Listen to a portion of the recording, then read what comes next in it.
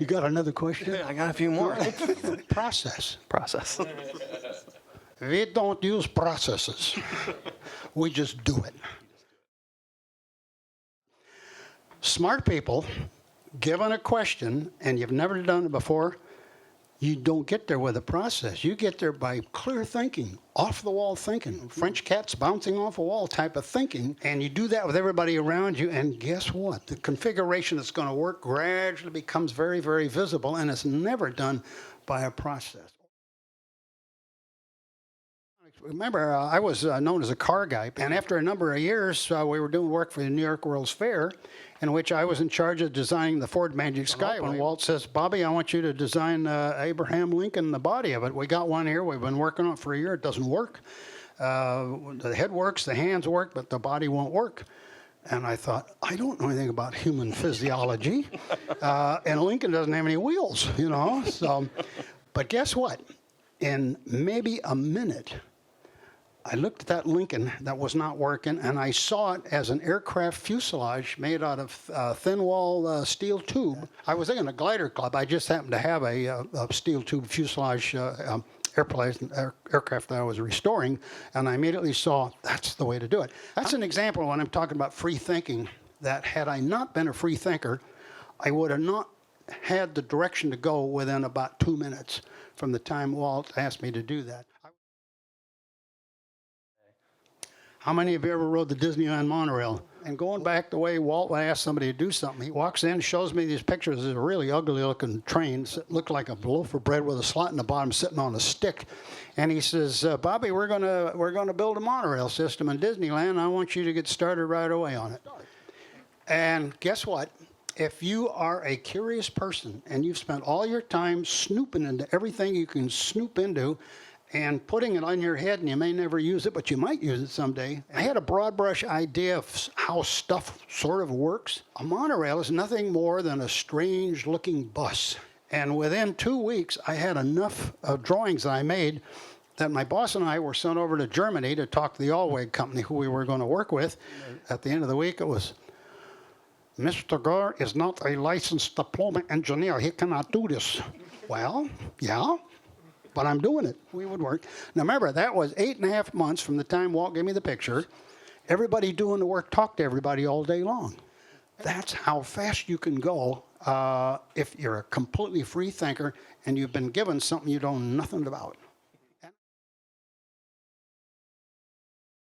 We used to talk to the mechanics down at Disneyland, and we get the feedback from the field as to how your systems and parts work in very, very great detail. They know the most about your design. You can befriend them, and they'll say, Bob, you know this bearing, the way you got that thing mounted, I want to show you how it really works.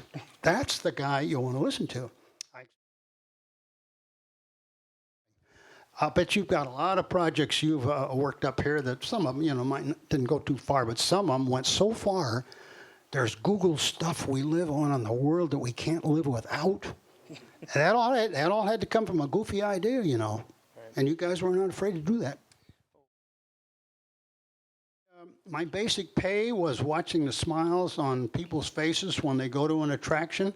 And that's like when we opened King Kong, I took the first ride, and I watched the people coming out, and the older people were staring, and the middle people were clapping, and the kids were crying. And I thought, boy, a 30-foot-tall gorilla, I know all the parts in there, and it's like, yes. So that's the pay part. Yeah. We all literally consulted with one another, because what I said a little bit earlier, in those days we did not have project managers. We did not have coordinators. Everybody doing the work at all different levels, the sum of them chatting every day was the project management team. Stop and think about that. A lot of times companies will have sometimes more managers and coordinators than they actually got people with a hands on a product. That changes the cost structure completely.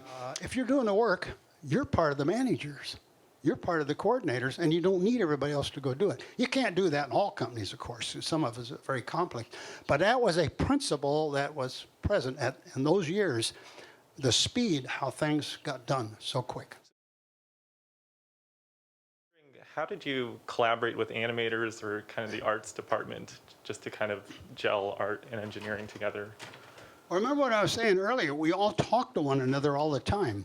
It was a very common thing that since we didn't have what we call a matrix organization, if you wanted to know something, go find out who's got it and go find out where you can find them. And we just freely walked all over that studio lot. We still do that at Walt Disney Imagineering, which is now in Glendale. You don't necessarily have to wait for a meeting. Go call somebody up or go over and talk to them immediately. You don't have to go with a manager or anything like that. Just go ask.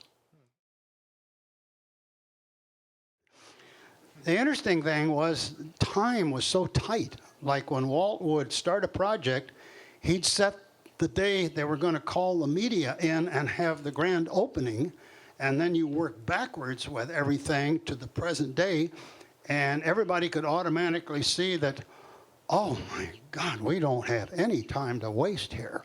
So everything.